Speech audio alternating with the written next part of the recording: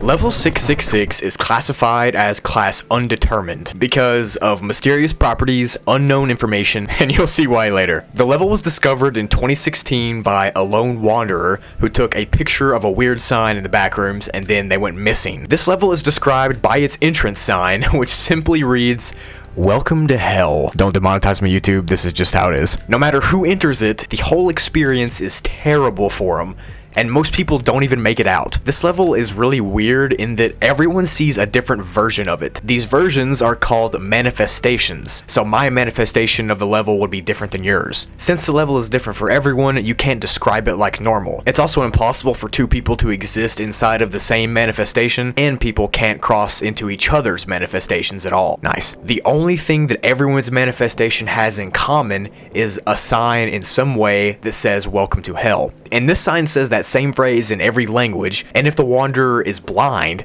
then the sign will be read out loud by an unknown voice. Now those words are often written on neon signs, graffiti, or on welcome mats, whichever one fits the person's manifestation. Every manifestation shows your biggest fear, your vulnerabilities, your insecurities, and they constantly berate you with insults and scary stuff like that. So it's pretty much psychological torment, like your own personal purgatory, I guess you could say. Now I'm gonna get into the manifestation classifications.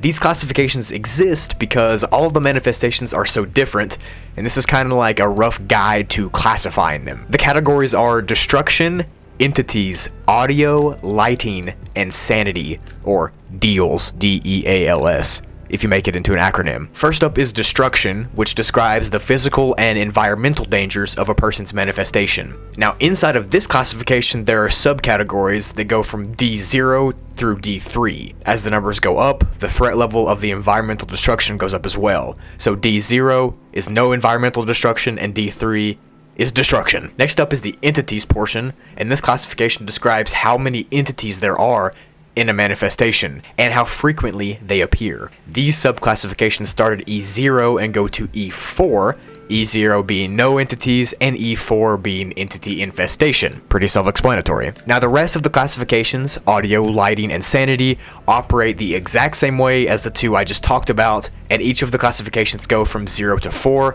0 obviously being the lowest, and 4 being obviously the most dangerous. This classification system can help people describe their encounters with level 666 so that there can at least be some kind of record keeping, and not just a bunch of random mumble jumble. Speaking of manifestations, now I'm going to read you 3 that are listed on the website so you can kind of get a sense of how they're reported. Manifestation 1.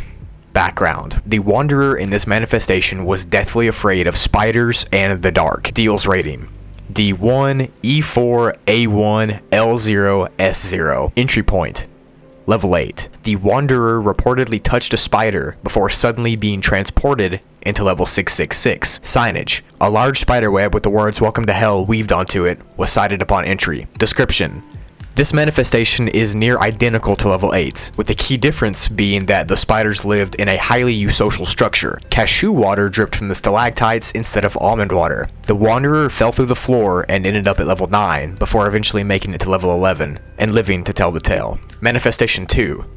Background. The wanderer in this manifestation had a close family member die in a car accident before entering the backrooms, and this left an impression on them, obviously. Deals rating: D2, E1, A3, L2, S1. Entry point: Level 80.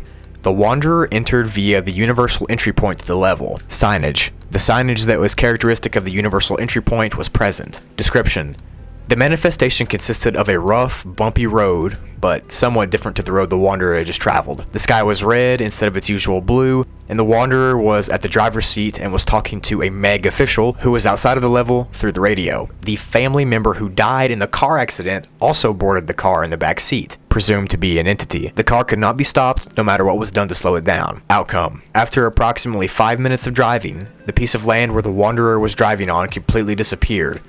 The car fell for approximately 300 feet before colliding with the ground, unaliving the wanderer on impact. Okay. Manifestation 3. Background. The wanderer in this manifestation was deeply religious and had fears of what would happen to them in the afterlife. They also prioritized freedom and was afraid of what would happen if that was taken away. Deals rating: D1, E1, A1, L3, S3. Entry point. The entry point used to enter this manifestation is unknown. Signage: Welcome to Hell was prominently featured on what seemed to be the gates of heaven as a part of the gates themselves. Description: this manifestation resembled a stereotypical form of heaven, with clouds as the terrain and a bright light all around. Only two real living things existed, being the Wanderer and an unknown entity. All other humanoid figures in the seemingly crowded area were hallucinated. Outcome: after 2 months of inhabitation, the Wanderer was killed by the entity via a lightning strike. Meg officials were notified to this after the entity broadcasted the information present in this documentation of the manifestation. The entity said that the Wanderer had sinned beyond reprieve and had to take them out of their misery. Nice. So now you get kind of a sense of how these manifestations can be. Now, like I said, these are just 3 examples of what a manifestation could be, so yours might be different or similar. It just depends on the person. There are only theoretical entrances to level 666, and there aren't any official ones. But these entrances tend to work, so we're going to call them official anyway.